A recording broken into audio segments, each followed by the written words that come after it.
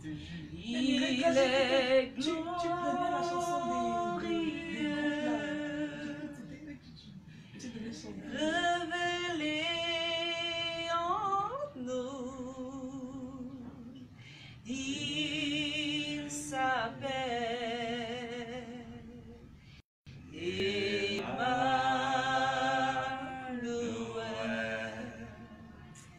Je crois que c'était le groupe. Alléluia. Et le groupe, c'était Shekiro. l'autre groupe. Il y avait des Camerounais. Emmanuel. Et ils avaient une chanson. Emmanuel, Emmanuel, Emmanuel, c'est Jésus.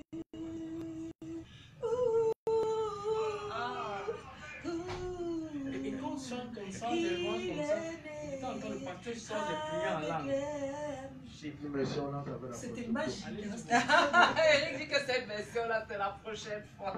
Non, c'est pas la même chanson. C'est pas la même chanson. Ça. Oui, oui, C'était oui, le groupe. bonjour,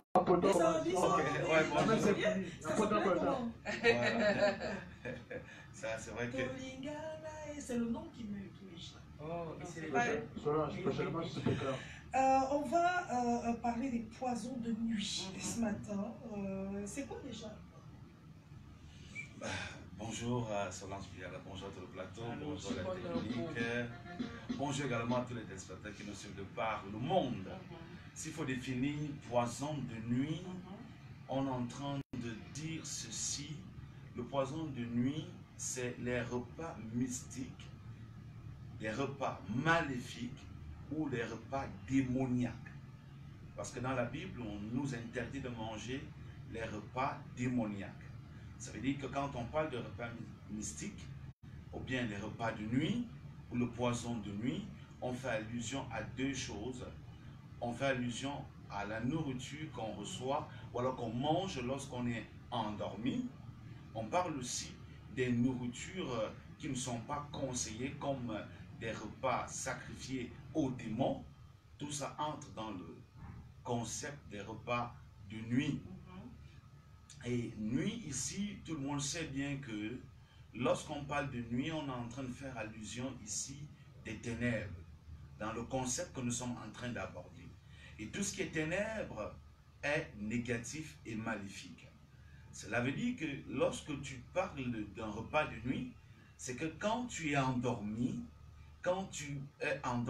le monde des ténèbres qui a l'intention de te détruire, qui a l'intention de te pourrir, qui a l'intention de te paralyser, vont utiliser ces repas et viendront te nourrir dans les rêves.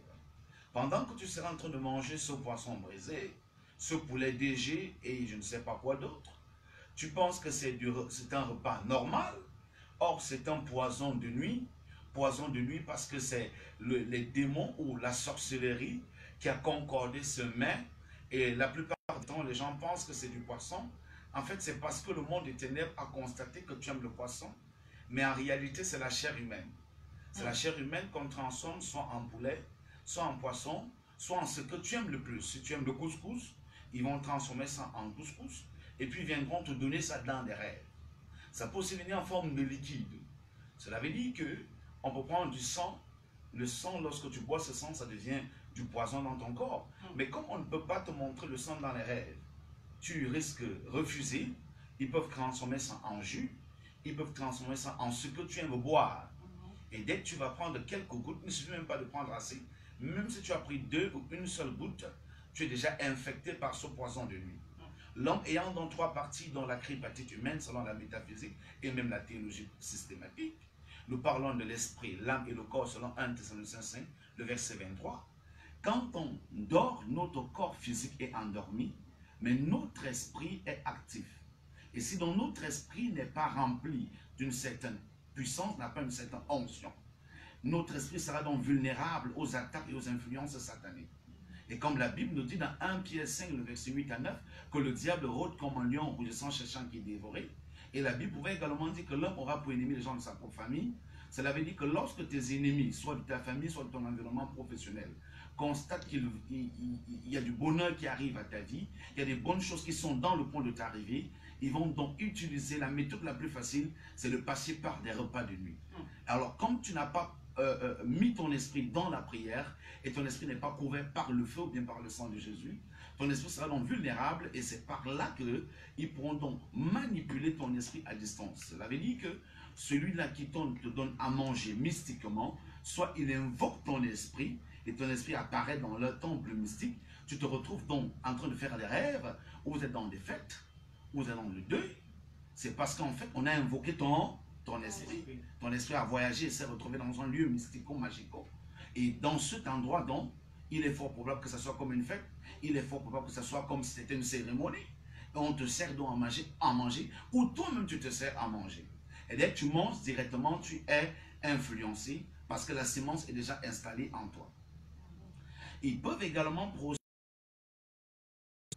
Cela veut dire que quelqu'un quitte sa présence physique et atterrit chez toi d'une manière spirituelle et commence à te nourrir. Vous allez donc voir que si vous êtes marié, par exemple, vous te mariez à un moment donné, dort et vous avez l'impression qu'il est en train de mâcher quelque chose. Or, il est profondément endormi. Tu essaies de le secouer un coup, mais le gars est toujours endormi, mais cependant la bouche est en train de faire du mouvement. Voilà. Ça veut dire qu'il y a quelqu'un là présentement, spirituel. Tu ne l'as pas reçu physiquement parlant, tu l'as reçu spirituellement parlant. Et quand tu le reçois, il vient avec une force négative. Parce que tout ce qui est démoniaque est renforcé par des démons. Voilà. Alors quand tu manges ce repas a un but. Comme la Bible dit que Proverbe 16,4 dit, Dieu fait toutes choses pour un but, Dieu ne fait rien pour rien. Même le diable aussi ne fait rien pour rien. C'est parce qu'il a vu qu'il y a des choses qui sont dans le point de t'arriver. Peut-être qu'on a vu que tu as beaucoup de chance, parce qu'il y a beaucoup de femmes dont la peau a changé, elle a retrouvé un masque négatif, un masque de vieillesse, simplement parce qu'elle est nourrie dans les rêves. Donc le poison de nuit, lorsque ça entre dans ton esprit, ça va voyager avec le temps, ça entre également dans ton sang. Quand ça entre dans ton sang, le sang ici c'est l'âme. Et quand ça entre dans l'âme, tout le corps physique va manifester la douleur ou le problème. Ça peut venir en fonction des douleurs, ça peut venir en fonction des masques, ça peut venir en fonction des échecs, ou alors de manière à t'appauvrir, de manière à te rendre instable dans le plan sentimental. Parce que le poison de nuit ne vient pas seulement pour te rendre malade physiquement parlant, mais le poison de nuit aussi peut apporter la vieillesse précoce, la fatigue générale, la fatigue musculaire, la fatigue des articulations. Le poison de nuit en même temps peut aussi amener l'anémie sévère. Parce que c'est un poison que quand ça s'installe dans ton ventre, ça absorbe ton sang par exemple. Ça absorbe ton sang, ça peut également t'amener les faiblesses sexuelles. La plupart des hommes qui montent dans les rêves ont ce problème de faiblesse sexuelle. Parce que lorsque tu manges ces repas, ça vient s'installer au niveau des terrains. Et ça engage le processus de la lourdeur.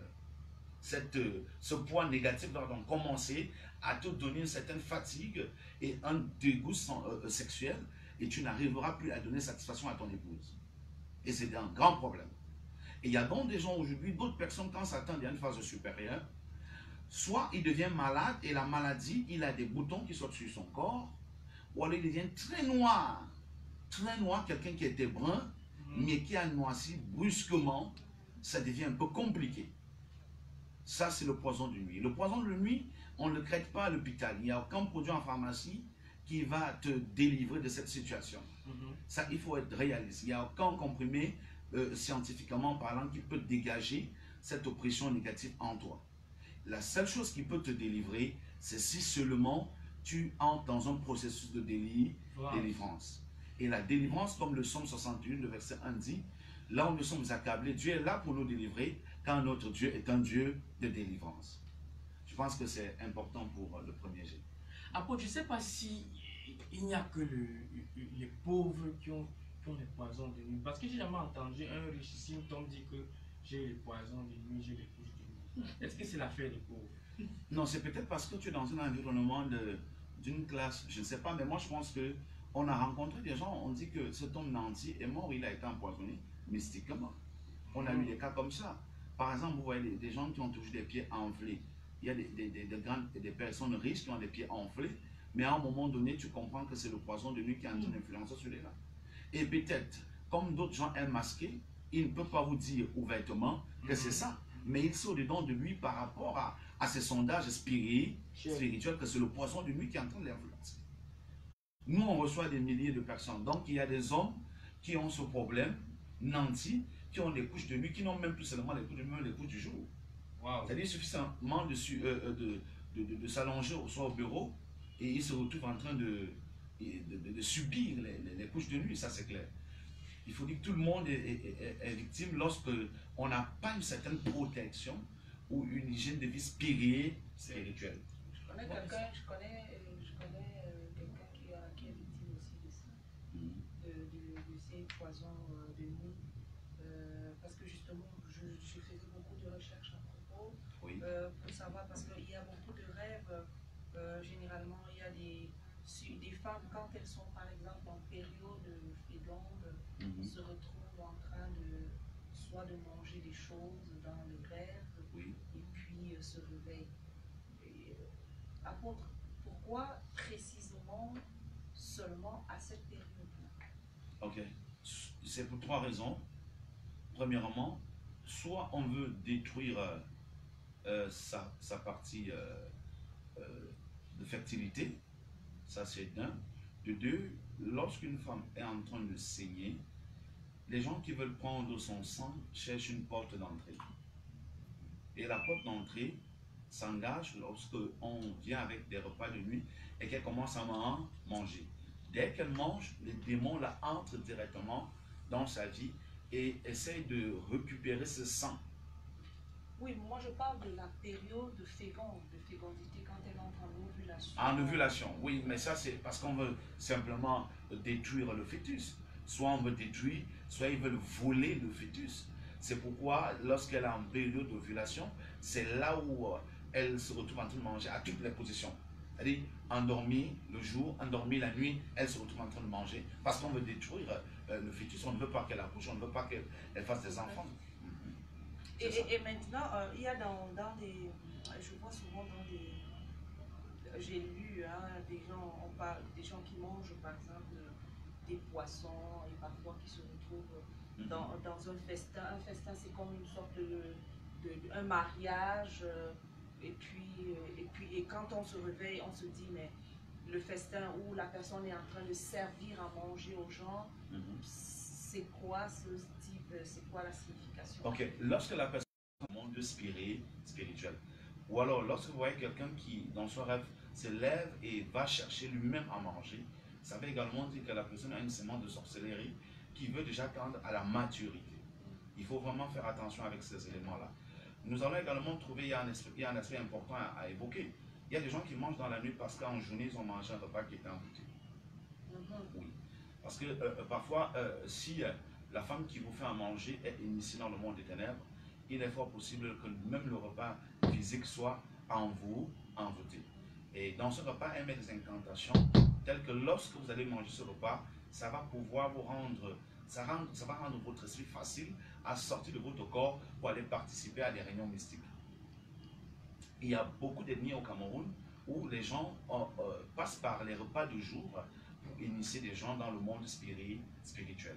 C'est-à-dire un repas bien organisé avec des éléments mystiques, avec des éléments négatifs, une programmation négative. Il suffit seulement de manger un peu. Dès que tu manges un peu, spirituellement, la même nuit là, tu commences à manger. C'est pourquoi j'ai toujours dit aux gens que peu importe là où vous êtes, que ce soit dans un restaurant, quand vous avez le temps du repas arrivé, prenez d'abord le temps de prier sur votre nourriture. Prenez le temps de prier sur votre nourriture. Parce que nous connaissons par exemple chez certains ambassades, on peut passer par un simple petit repas pour faire de toi un ex-humain. Alors ça devient très dangereux. Ça veut dire que tu manges une petite sauce et la nuit tu deviens une souris. Tu deviens une souris et tu sors de ton corps pour aller opérer dans le monde des ténèbres. Il faut donc faire le maximum d'efforts de prier sur le repas avant de le manger. Nous allons également dire qu'il y a beaucoup de gens qui ne savent pas que dans chaque maison ou dans chaque endroit, il y a des principautés maléfiques. Et les principautés maléfiques ont une mission, c'est d'envoûter un maximum de personnes. C'est d'envoûter un maximum de personnes dans cet environnement. Donc, quand vous êtes dans un environnement où il y a une principauté maléfique, soyez-en sûrs, vous allez vivre ces oppressions chaque fois où vous êtes tenté de manger dans les rêves. Et quand vous commencez avec la prière, voici ce qui va se passer. quand chaque fois qu'on viendra encore vous donner à manger, dès que vous goûtez un peu, dans le rêve, vous vomissez. Soit vous vomissez dans le rêve, soit vous vous réveillez Et puis vous allez brusquement. cracher. Voilà, soit vous Et quand on se réveille, apôtre, je voulais savoir quand on se réveille, et en général on dit que quand on fait un rêve où on a mangé dans la nuit, ou alors on s'est retrouvé dans un festin, là où on a mangé, on prend de l'eau et puis on rejette. Ou soit parfois quand la personne, tu te réveilles, tu te retrouves avec la bouche pleine de salive et puis tu vas cracher. Et tu as comme des envies de rejeter et tout ça. Est-ce que rejeter, est-ce que c'est forcément la nourriture là qui va se trouver, c'est un liquide gluant, comme la plupart, c'est souvent la plupart du temps, comme salive. Ok, voilà, ça dépend. Il faut dire que parfois la position, nous allons dire que la position aussi de la personne. Il y a des gens par exemple qui sont embouchés, soit l'oreiller n'est pas bien positionné, et ça fait qu'il y a les remontées au niveau de la gorge. Oui, les remontées au niveau de la gorge. Quand il a mangé tard la nuit. Voilà, quand on a mangé tard la nuit, il y a les remontées au niveau de la gorge et qui produisent la salive jusqu'au niveau de la bouche. Ça, il faut bien noter. Bon, mais de l'autre côté, il faut également penser qu'on peut avoir des repas de nuit sans avoir fait un rêve qu'on a mangé. Oui. C'est comme, il y a des gens qui ont des couches de nuit, mais sans voir dans le plan des rêves l'acte qui se produit, mais tu ressens que... Est-ce que c'est tout le monde qui est susceptible de manger de la nuit, d'être empoisonné, ou alors d'avoir des rapports? Oui. Il faut dire que l'ennemi n'a pas peur de quelqu'un, mais l'ennemi a peur de Jésus-Christ. Oui, il faut dire ça. Donc tout le monde est influencé et influençable par ses forces. Tout le monde. Parce que chacun d'entre nous a des ennemis, d'une manière ou d'une autre. Oui, a des ennemis. On a des ennemis avant notre naissance. Il y a des ennemis pendant la naissance. Il y a des ennemis à cause de notre évolution, à cause de nos facultés, à cause de nos dons. Donc, par rapport à ce que tu as, il y a des gens qui jalousent et qui n'apprécient pas que ce soit toi qui sois en train de faire ce que les autres apprécient. Et cela peut attirer dans l'adversité. Et l'adversité peut donc venir avec ses repas de nuit. Je vais donc dire que celui qui ne peut pas être victime de ces éléments, c'est celui-là qui prie beaucoup, qui prie vraiment beaucoup, et qui a surtout également qui mène une vie de sanctification. Parce que la vie de sanctification, c'est ferme la porte à beaucoup d'oppression et à beaucoup d'oppresseurs. Ça, des personnes qui ne couchent pas partout. Qui ne se livrent pas n'importe où. N'importe où. Pourquoi est-ce que quand on parle de sanctification, on ne pense qu'au sexe? Pourtant, la sanctification, on parle il y a les 10 péchés, les 10 commandements ça fait partie de la sanctification. Mais bien pourquoi le Parce sexe? que beaucoup ne savent. Parce que on parle de sexe pour atteindre l'homme. 1 Corinthiens 6, le verset 14 dit que celui qui fait un seul corps avec une prostituée devient une même personne avec une prostituée. Voilà. Cela veut dire que le péché qui touche l'esprit, l'âme et le corps rapidement, c'est le péché du sexe. Ça, c'est clair. Ça ne veut pas dire que les autres péchés ne sont pas... Dieu ne tient pas compte des autres péchés, non. Péché égale péché, mais le péché du sexe est le péché qui a détruit le monde.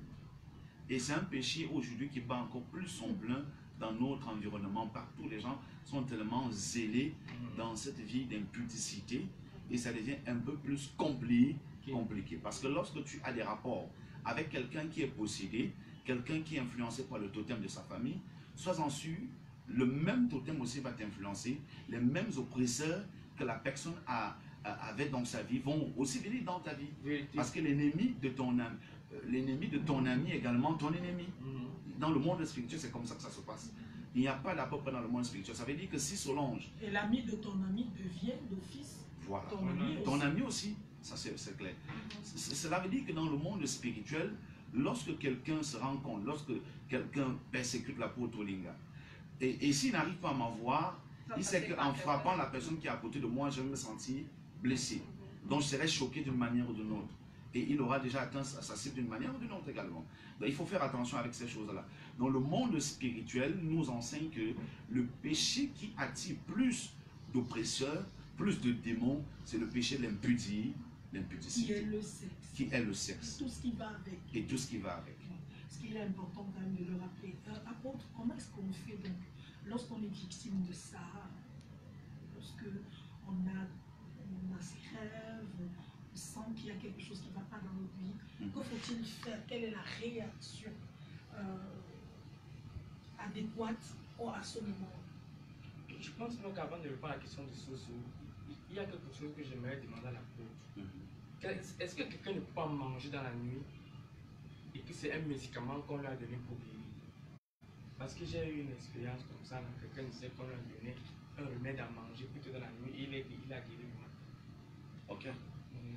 Là également, ce sont des expériences que les gens peuvent vivre. Ça dépend de sa relation avec Dieu.